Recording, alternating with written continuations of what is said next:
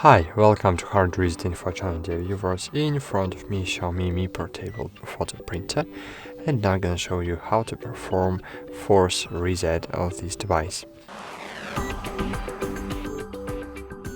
To do it, first you need to open the paper cover, and here you will see the reset text and the hole, and you need to insert something and click on the button. And cool. As you can see, let's try again. If you will press and release, you will force restart your printer. But you can press and hold to factory reset device. Thanks for watching, like this video, subscribe to our channel, and bye. See you.